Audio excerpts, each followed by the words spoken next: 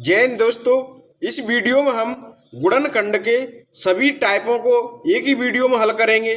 तो इस देखेंगे हम कि कुल गुणनखंडों की संख्या कैसे निकालते हैं, अभाज्य गुणनखंडों की संख्या कैसे निकालते हैं, और सम गुणनखंडों की संख्या कैसे निकालते हैं, और विषम गुणनखंडों की संख्या कैसे निकालते हैं। तो इसलिए आप वीडियो को अंत तक देखते रहिएगा।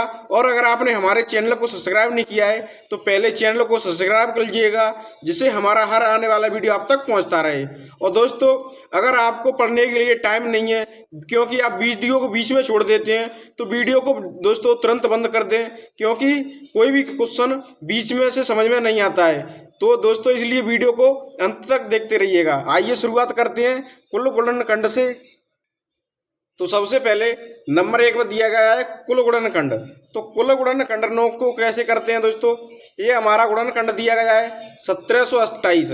1728 को हम इस प्रकार से काट लेंगे और इसके गुणनखंड बना लेंगे। अब क्या करेंगे दोस्तों, इन संख्याओं को गिन लेंगे कि दो इसमें कितनी बार होती है। 1 2 3 4 5 6। तो दो संख्या कितनी बार है, 6 बार। और 3 को भी गिन लेंगे, 1 2 3। 3 कितनी बार है, 3 बार। तो इनको लिख लेंगे कुल गुणनखंडों की संख्या ज्ञात करने के लिए। 2 कितनी बार है, 6 बार। और 3 कितनी बार है, 3 बार। अब क्या करेंगे, इन संख्याओं में हम इन घातों में, यहाँ पर घात कितनी दी गई है, 6, क्योंकि 2 की संख्या कितनी बार है, 6 बार। और यहाँ पर 3 की संख्या कितनी बार है, 3 बार, इसलिए 3 लिख दी है। अब क्या करेंगे, इनकी घातों में 1 जोड़ेंगे।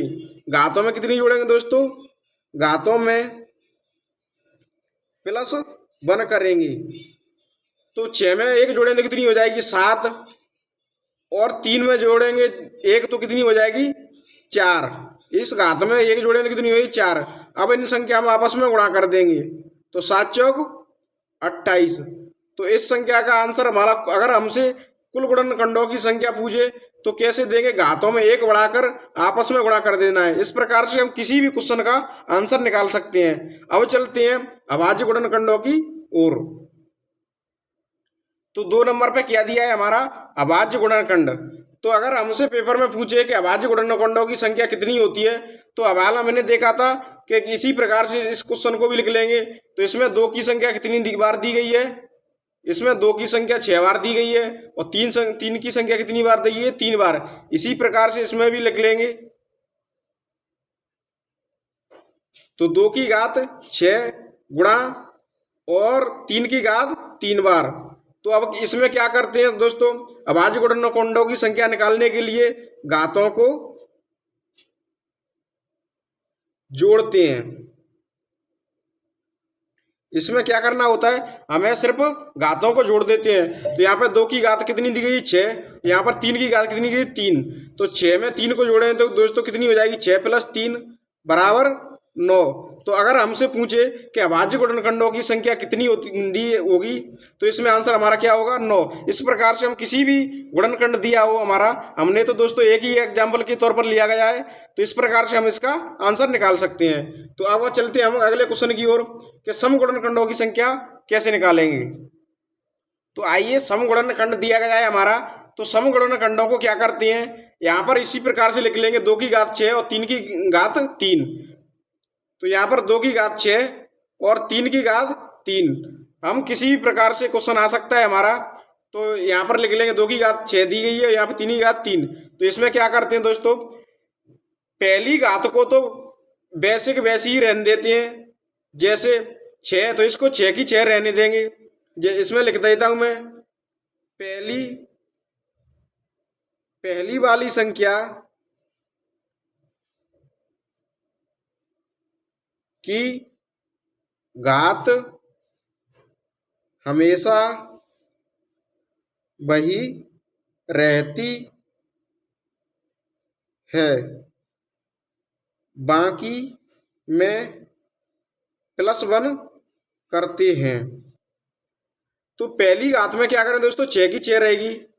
और यहाँ पर 3 घात दी गई, तो यहाँ पर कितनी रख देंगे, 3 की जगह पे 1 बढ़ा के, तो कितनी, 4। अब क्या करेंगे दोस्तों, इन संख्या में आपस में गुणा कर देंगे। 6 से 4 से करेंगे तो 6 चौक 24। तो अगर हमसे पूछे कि सम गुणनखंडों की संख्या कितनी होगी, तो इसमें सम गुणनखंडों की संख्या होगी 24। तो अब चलते हैं हम अगले क्वेश्चन की ओर, विषम गुणनखंडों की संख्या। तो विषम गुणनखंडों की संख्या कैसे निकालते हैं, तो आइए देखते हैं।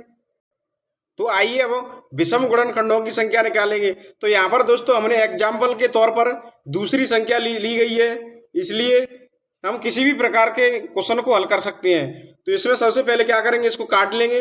तो सबसे पहले छोटी संख्या से काटेंगे, 2 से। 2 एकम 2, 2 दूनी 4, 0 की 0, और 2 से फिर काट देंगे, 2 छक्के 12, और ये 0 की 0, 2 से फिर काट देंगे तो 30, इसको 2 से फिर काट देंगे तो 15। अब किससे काट देंगे, 3 से। 3 5 15। अब इसके बाद किस में, 5 में किससे काटेंगे, 5 से। तो देखो दोस्तों, 2 कितनी बार दी गई है, 1 2 3 4। 2 की संख्या कितनी बार दी गई, 4, तो ऊपर 4 लिख देंगे गुणा का निशान लगा के। अब 3 कितनी बार दी गई, 1 बार, तो 3 को भी 1 लिख देंगे। गुणा 5 कितनी बार दी गई है, 1 बार, तो 5 की घात 1। अब दोस्तों, विषम गुणनखंडों की संख्या निकालते हम क्या करते हैं, जो पहली वाली संख्या होती है उसकी घात हमेशा 1 रखते हैं, चाहे घात कितनी भी हो, उसकी घात कितनी रखेंगे, 1।